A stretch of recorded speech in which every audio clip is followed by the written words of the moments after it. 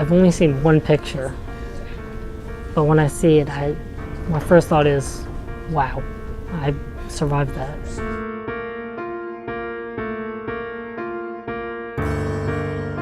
I was driving down 17, fell asleep, hit the guardrail, rolled across the median, rolled 4 times, and landed on the opposite road.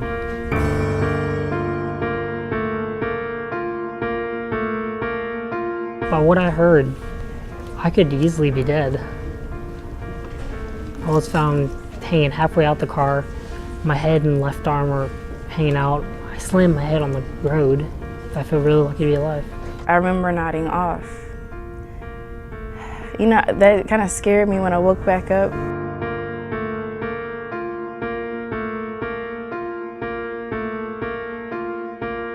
I stayed there till 12, and then afterwards I wanted to go see my former boyfriend to, celebrate our 6 months together. I had drove down to King and Queen, Virginia after work. It's about an hour away, and doing that on an hour's sleep, trying to stay out all day, it was setting myself up for disaster. The trooper,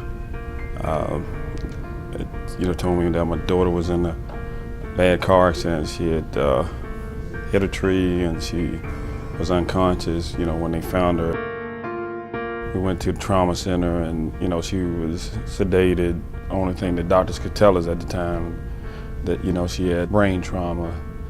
And at that point, they didn't know, how bad it was. I was in a coma. I had narcolepsy, and so I was asleep. And I woke up like a month later, and I didn't remember anything.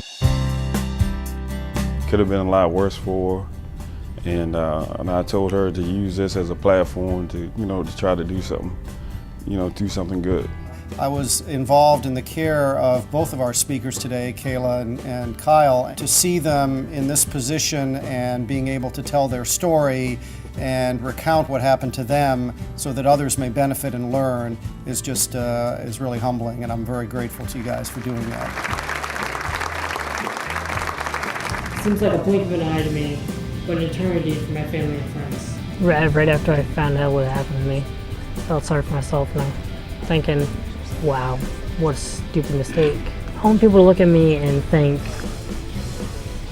I can learn something from him. I should talk to him, learn his story, and hopefully it won't happen to me. After Kyle's accident, my family couldn't understand why something like this could happen to this wonderfully bright and lovable young man. But finally we had to stop asking why and begin asking ourselves what's next, in order to find the way to educate other families having to ask that proverbial why after such a traumatic event. I figured the radio would keep me awake. I remember getting sleepy, starting to nod off in Bowling Green. That's why I'm more so here to share my story, because not everybody's as fortunate to come out of an accident and not be impaired. This program with Mary Washington, it was extraordinary. It really touched my heart. When they confronted me about speaking, that's when my driving habits really changed, because if I want to affect others, I have to start with myself. I'm hoping my story will help the others understand this. Get a good night's rest, and if you're tired, pull off to the side of the road until you can wake yourself up, and then continue driving, or just don't drive.